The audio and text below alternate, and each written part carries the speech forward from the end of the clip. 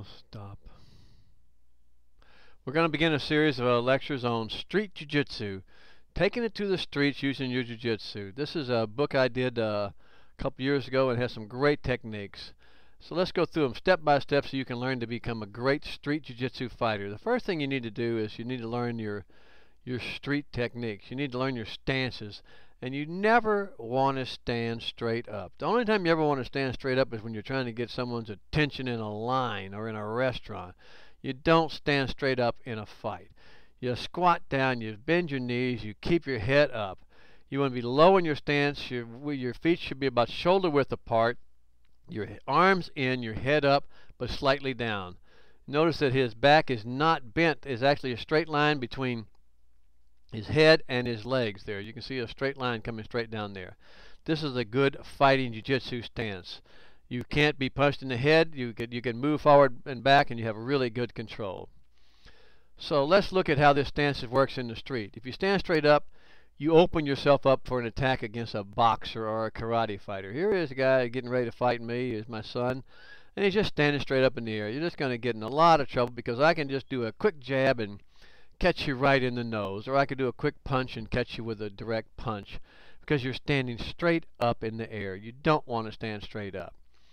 Now we're going to see a correct stance where the man is getting ready to be in an attacking stance. You see, I'm in a boxing stance like I was before, and he's bent down out of the way of my boxing. If I do try to jab him in the head, I'll hit him on the top of the head. If I punch in that jiu-jitsu stance, and he's in that jiu-jitsu stance, and I'm jabbing out, it's going to punch him on the top of the head, and he has his hands up to protect against a kick, and he has his hands up to protect against an upper punch, and I really can't come in and work his body. So this is a great stance. I want you to look at that and notice how effective it is against a boxer.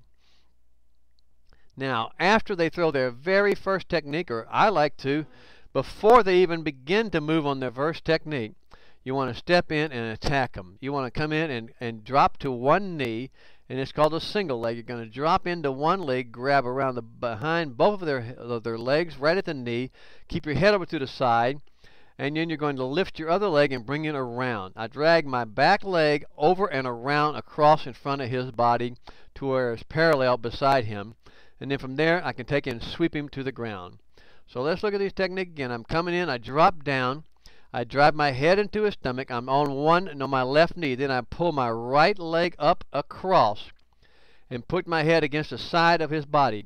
From there, I push him down to the ground, and I'm going to wind up in a good side control technique. So look at that again. You see it's a drop down, it's a step in, and I come through. Now, a lot of people do this completely wrong. They bend their back. They arch over and look really sloppy. They don't have any strength, and the guy can sprawl back and get completely out of it. You have to keep your back straight, you have to keep your head up, and you have to push your head and your legs against the side of it and push him to the ground. So what's the defense against a double leg attack? If someone is attacking you with double leg, you're in the thing, you want to sprawl. Now what a sprawl means is as soon as they start to come into contact with you, you're going to jump back with your legs.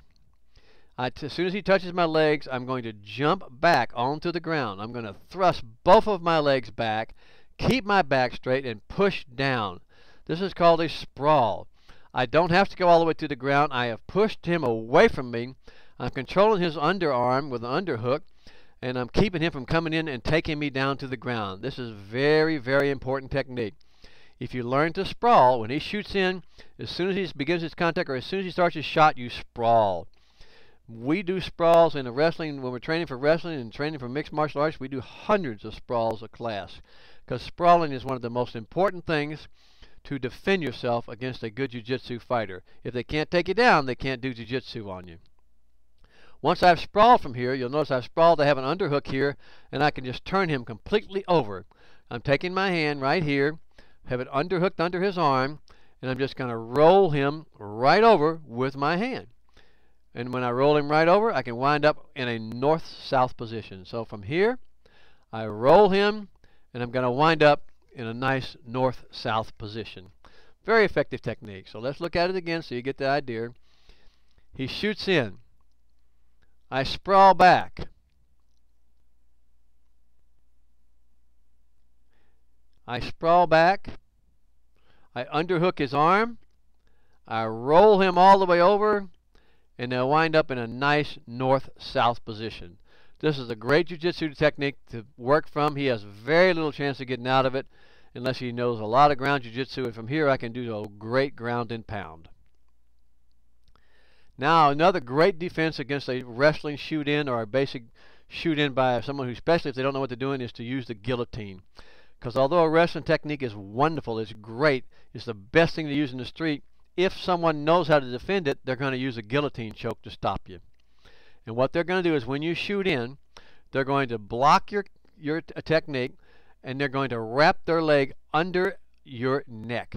See the close-up here? I'm taking my hand, and as he puts his head on the side of my body, I take my knuckles here, take my fist, and dig it straight in and under his neck. From there, I will grab a hold of my other arm and lift up very hard. And I can fall all the way to the ground, wrapping my legs around him or not, and I can choke him out. This is called the Guillotine Choke. You'll see it used almost every MMA fight against beginners, especially because a wrestler, even the world-class wrestlers like Jake Rolstad, who is a 2-time national champion, got caught in a guillotine, and then he got caught in a triangle because they shoot with their head in the traditional wrestling technique and it didn't protect their neck. So here I have him in a guillotine, and I can easily finish him off. Now here's a great little technique. I'm going to use the guillotine choke using his shirt. He is shot in, and I'm going to block him with my forearm. Then I'm going to come underneath and grab a hold my thumb inside of his shirt. As you can see here, I'm going to get a little close up here. I'm going to have my thumb inside of his shirt. The collar is very strong there. The collar will not break. And as I take that thumb, I'm going to reach and wrap it, pull it back around, and grab it, pull back, and I'm going to hold on with my other hand. This is actually going to choke him unconscious because I have wrapped that thumb around his neck, pulled it back, and I'm holding it under his neck and holding my other hand on top of his head. This is going to choke him out using his own shirt. And you notice also I have my knee right there, right on the top of his face, so that he can't roll out of it or can't escape. This is a choke using the man's shirt. Not a guillotine choke, but it says a shirt or a collar choke, because believe me, it'll work. I've used it before. It'll just tear their throat right out. It'll make them go unconscious. Now we're going to use a guillotine choke. We're going to stop the guillotine by using the body slam. As the person starts to come into the guillotine, the attacker here, or my son here, is going to block it by putting his hand over the top, reaching around under my butt, and he's going to lift me straight up in the air. See the technique there? He blocks the guillotine. He puts his hand on top of my shoulder, the other hand under my butt, and just lifts using his legs, not his back, and you'll pick him straight up in the air. As you pick him straight up in the air, you just smash him right on the ground. It's a very hard fall to take. If you pick someone straight up in the air with your hand over their neck and in between their legs, and you smash them on the hard concrete ground, that's pretty well going to finish the fight right there. They're not going to be able to continue to do anything about it. They're gone. Down for the count. They're out. You're going to smash them right on the ground. So it's a really simple technique. I block it. You hook inside. You smash them on the ground. Very effective stopping of the guillotine, and very powerful technique, and very, very good street technique. Now we're going to do what's called the standing guillotine. Here he's shooting in, but he's doing very sloppy technique. He is not down on one knee. He has both his legs straight in the air, and his back is curved over. So I can do a standing guillotine. I hook it underneath him and wrap my arm around his neck and grab the inside of my other arm. Now reverse the angle here so you can see it. I'm going to grab it. His head is completely behind my shoulder, and I'm holding on to it right there, and I just lift up. This is a very powerful technique, and it's very, very hard for him to stop this technique. If he shoots in sloppily, I arch up, I wrap around his neck, I grab a hold of the other hand, and I pull up on his throat, and it'll choke him unconscious. It'll take about no more than 1 minute, and he'll be completely unconscious, and you can definitely win the fight because he's going to be unconscious, or if you keep it up, he's going to be dead. Now you're going to see the Crucifix Choke here. Here we're doing another bad shot. This is not a good, remember we learned how to do the good shots in the beginning where we drop to our knee. Here's a sloppy shot where I'm standing straight up, shooting my head straight in. Your opponent reaches underneath your left arm and circles it down. He reaches under with one arm and over with the other.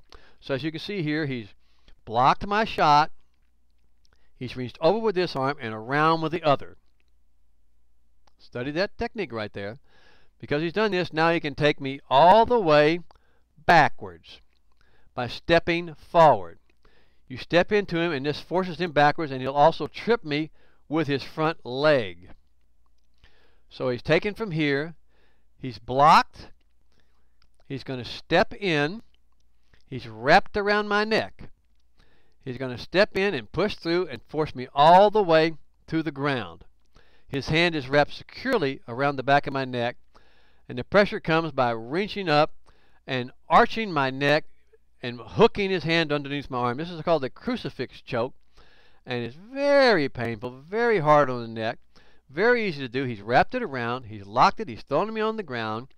Now he's wrapped underneath my arm, pushed it around the back behind my neck, and it'll definitely cause a submission, and if he doesn't submit, it's going to cause permanent, long-lasting neck damage. So it's a very nice technique. Study it, learn it, you'll like it a lot. You've blocked it, you've wrapped around, you step through, you trip him, you take him to the ground, you're going to wind right there on the ground, you're going to take that arm from around the back of his neck, wrap it around his head, underneath his arm, and arch up. Very painful technique. Now we're going to do what's called the standing cradle. You can do the cradle by forcing his head down and reaching down to pick his ankle. You keep the lock around his neck, and you keep him bent over and crushed. So you starting to shoot in, I'm blocking his arm, I'm blocking his head and snapping his head down. Then I reach down and grab or pick his ankle, and then grab a hold of my hand around his head and hold on to his ankle. This is going to actually force him to submit.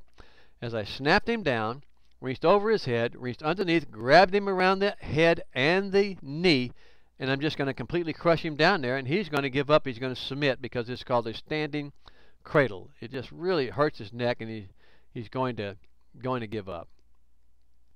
This is a famous wrestling move. It's called the Cowcatcher. And here in the Cowcatcher, we're going to see that he starts to shoot in, and you're going to block it by falling straight down on the top of his head, because he did another bad shot. As you see, my legs are not underneath his body, and I'm trying to reach, and I got trapped. He's sprawled back very hard and very strong to the ground, and he is forcing my head down to the ground. Now he simply reaches underneath with both his hands and puts his hand right underneath my arm there. So he went from smashing me down, ooh, and you really feel a lot of weight on your back here, to reaching underneath and hooking my hand, and this is what I call the Cowcatcher. He just flips me right over.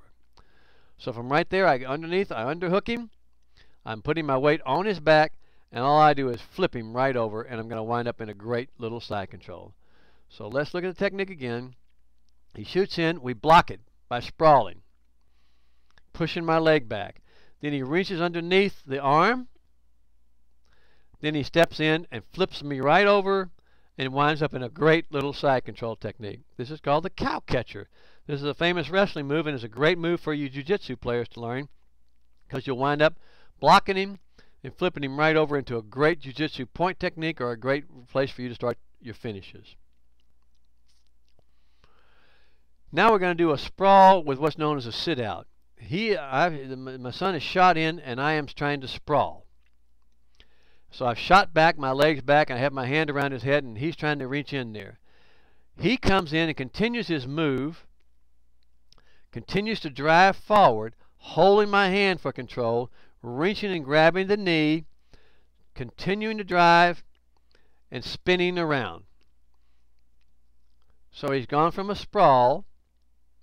I sprawl. He continues to drive, pulls in, and steps. Now watch his back leg here as he steps and drives through.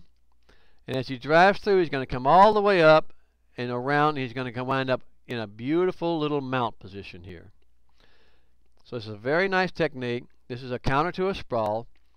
I shoot in. He shoots in. We shoot in. I sprawl. He continues to grab deep enough to grab the leg, reaches up and holds the hand, controls the elbow, continues to drive, steps across, and winds up in a very nice, strong position for a mount. And from there, he can just step right up into an easy mount. So after you've sprawled, after you've shot and you've driven, you pull his leg back, You push him around, you step, then you step right over, and you're in a wonderful little full mount. And from there, we can do an awful lot of damage. So this is a great technique, a counter to a sprawl, where we come in, we do a sit out, and take him all the way to his back.